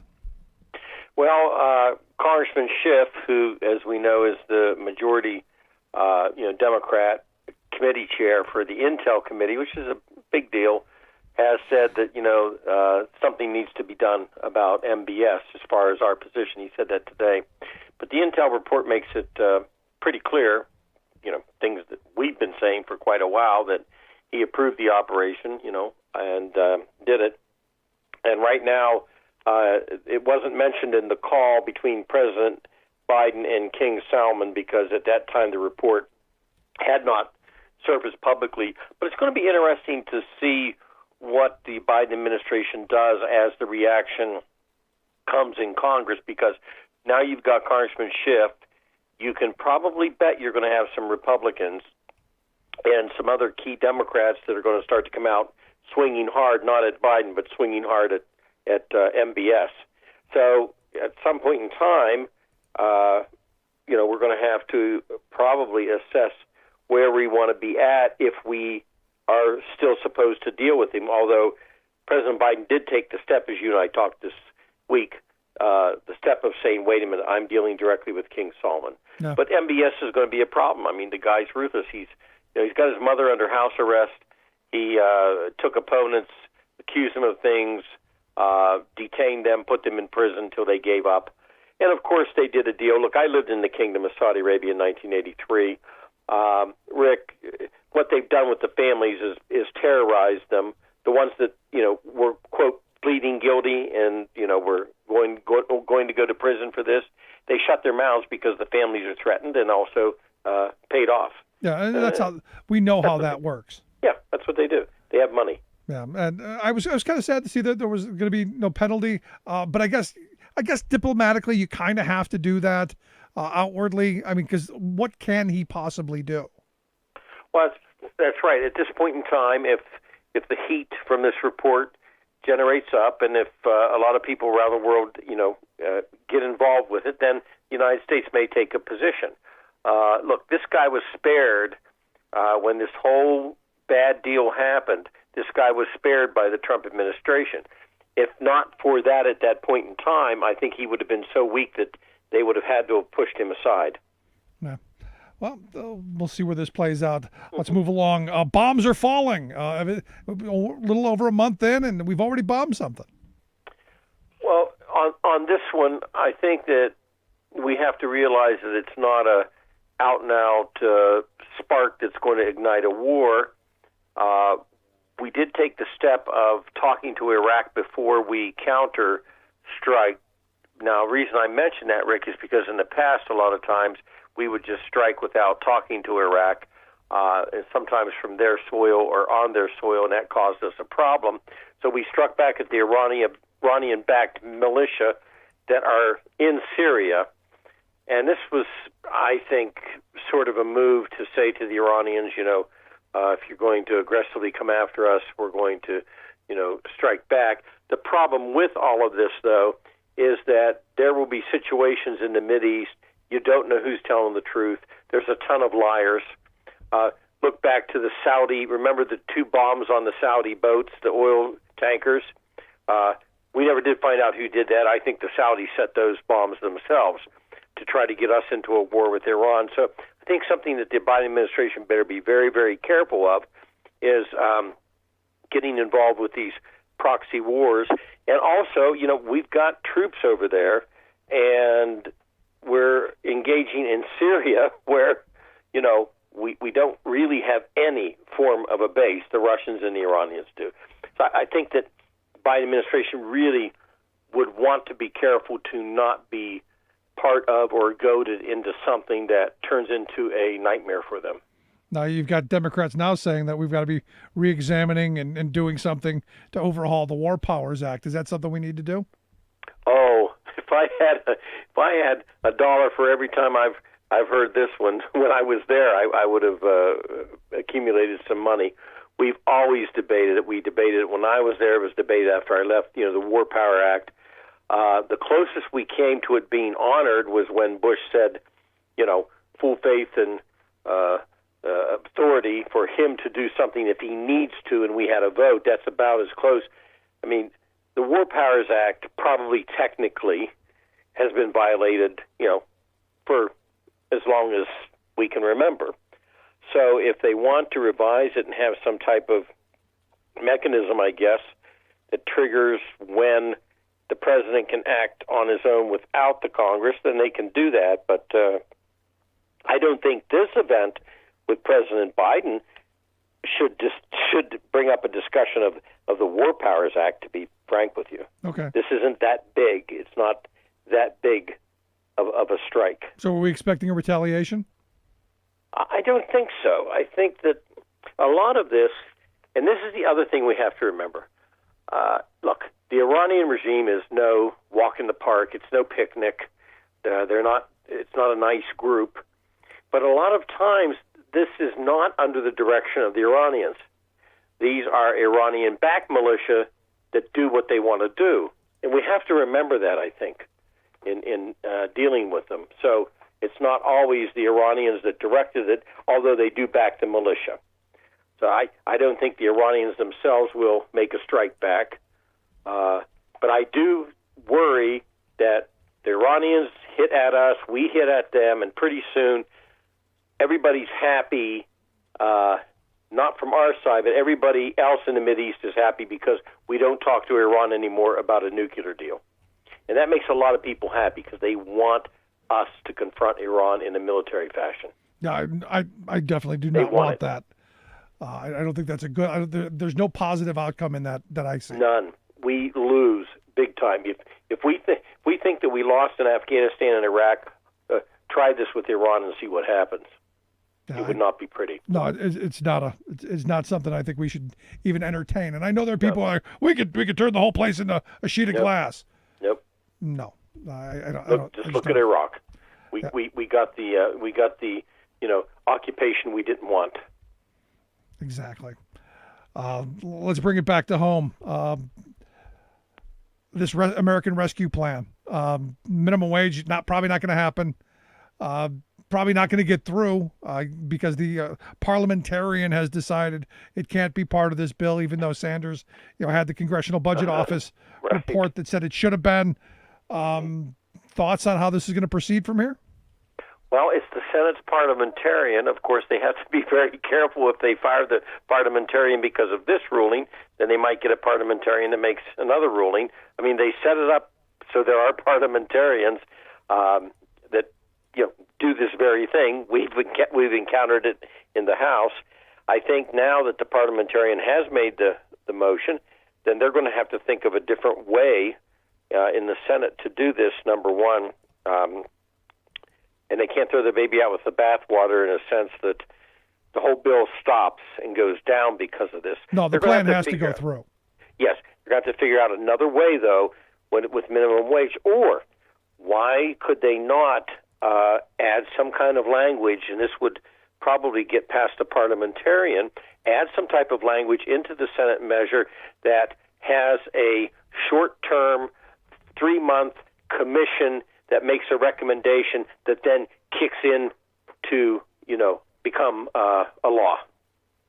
They could do that. Explain They're not that. raising it, but they would have a commission that would then basically do the same thing. I think that walk could me work. through this. You can put this in there that whatever the commission comes up with, that is the law?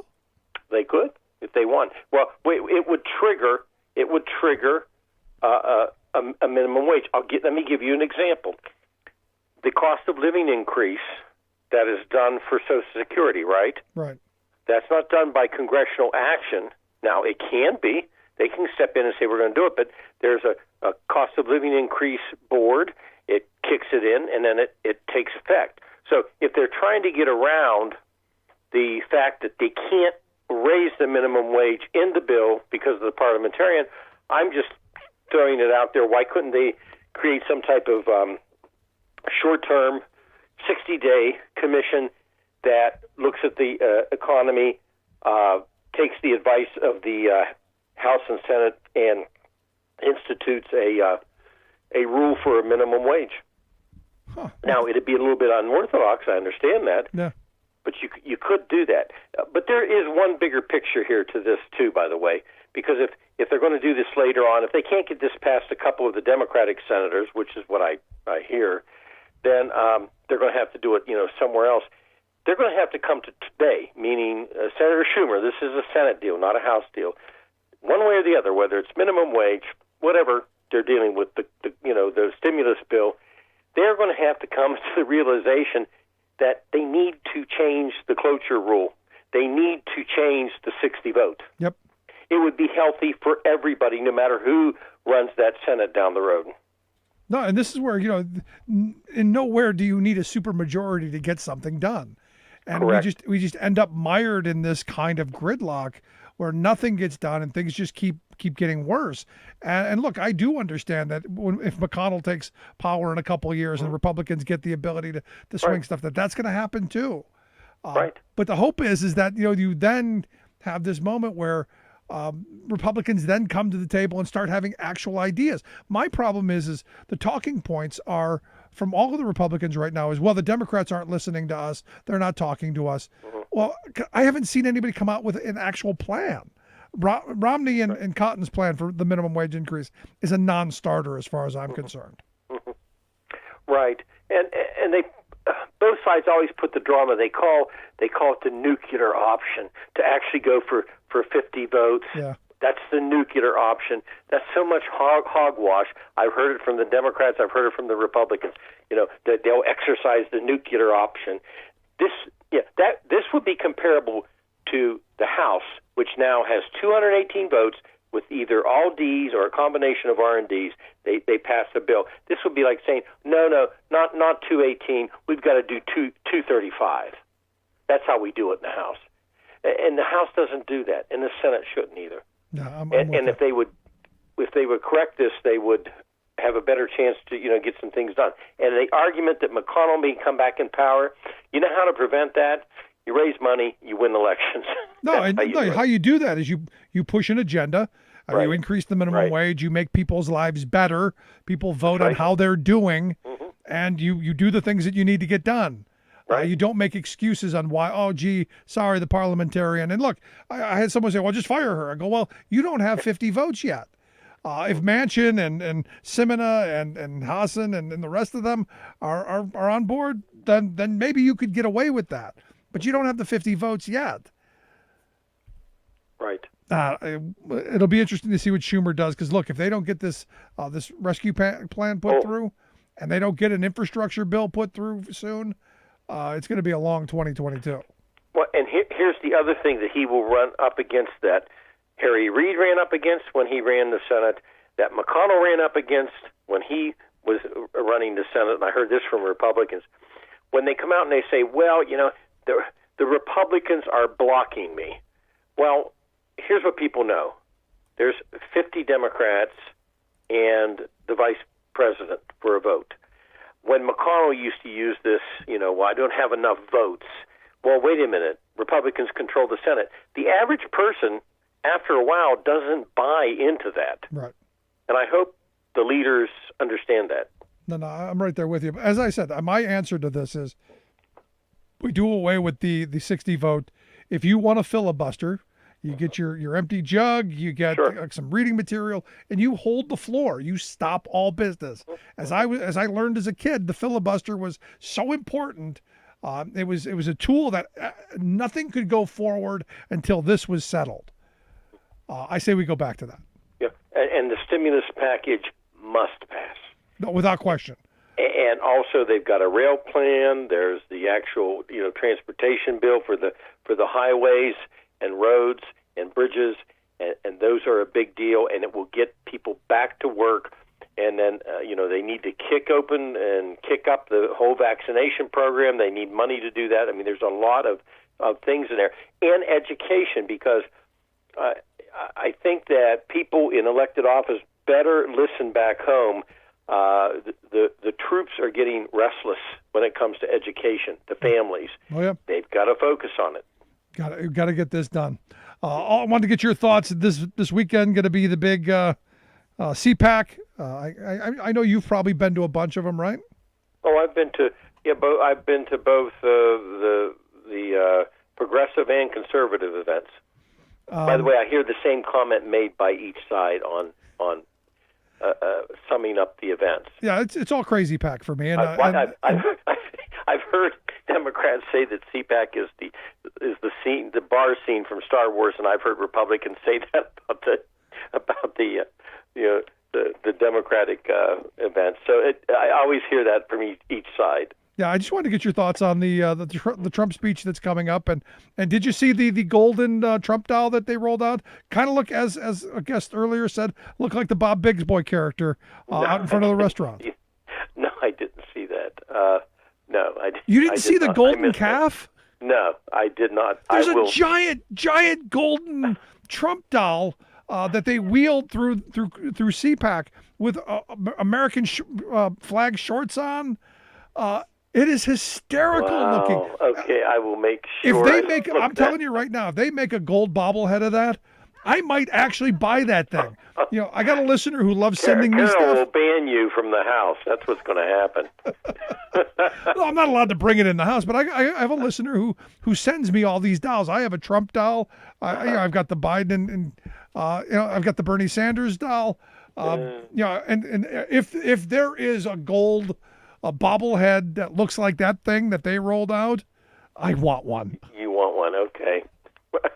I watched Ted Cruz's speech, and it was just a disaster. I'm sorry. You want a Ted Cruz bobblehead too? No. You do have your limits. No, remember when we were kids, they had that thing that was a board you used to stand on, and you'd punch it, and had the little punch thing. Right. Give me one of those, or the one that had the sand in the bottom, and it was just I remember. It was a punching. It was a punching doll. Sure. They probably still sell them. I just haven't seen one in a while. But give me one of those. I'll take a Ted Cruz one of those. And finally, last question I've got for you there. Rose DeLorio, Congresswoman from Connecticut. Yes. She has offered a bill that would restore earmarks. Yes. Is that a good thing? Yes. Very good thing. It's a 2.0. It's regulated. I was mentioned in an article, but not in the Axios article, but other articles, and I actually sent a little email to the group. I didn't do earmarks. That's not what they got me for, was earmarks. But Duke Cunningham, and there's others we could name that did earmarks, and defense contractors gave them gifts, etc. That has happened. And also influence. People have influenced, and political groups influence. But overall, this is where I've always stood on it, and I would defend Rosa DeLauro and others. And Steny Hoyer, number 2 Democrat in the House, has espoused this too, which is, who better to make a decision for Newcastle, Pennsylvania, for Newark, Ohio, etc., than the people who are elected that talk to their local officials. And in most cases, that's better than an unelected bureaucrat who doesn't even know where those places are that I named. So I think in itself it's very healthy. It also used to make a more bipartisan effort, to be honest with you. Now, here's certain limits. You ought to put your name on it. Right. We ought to know exactly who does these. They can't be done in secret. And one member can't do them for another. I had members come to me and say, can you do this? And I would say, that's not my district. Well, we just, we don't want our name on it. We don't want to associate with it. So make it clean, and I think it's going to be okay to do. Yeah, but ultimately, it's my view that like a lot of this stuff, because this is how we build libraries, this is how we bring schools and post office and all kinds of stuff. It's how you bring the bacon home, but it's also how you do some horse trading to get some things moved around. And I know it's the ugliness of the sausage making, but we got to come back to some way of getting people to come on board. Well, I could give you a list of projects in the 18th Congressional District where I was at, from the state Senate days and the congressional days, that would never, ever, ever have been funded by any form of government, state or federal, for the region, and they were good projects. Yeah. And they were projects designed by local people, not by lobbyists. So I think with certain, and sure, some people have gamed the system. I'm not saying that, but they use 2 or 3 examples in these stories now, in the Rosa DeLauro story. 2 or 3 examples, Duke Cunningham and Jack Abramoff or me or whoever, and they use that as the standard rule, and it's not. Yeah, I think it's a good thing. But Bob, I appreciate the time, man. Thanks so much. Thank you. Our good friend Bob Ney. Like I said, I'm all in favor of it. This weekend, Sunday, 8 p.m., make sure you check out our Think Spot event with former Tea Party Congressman Joe Walsh. You can get there through our Twitter, through our YouTube. I think it's going to be an interesting little event. You can sign up for the Think Spot, ask some questions. If you missed any of today's program, thericksmithshow.com. That's where you go to get the podcast. Thanks so much for being here. We'll see you back here next time.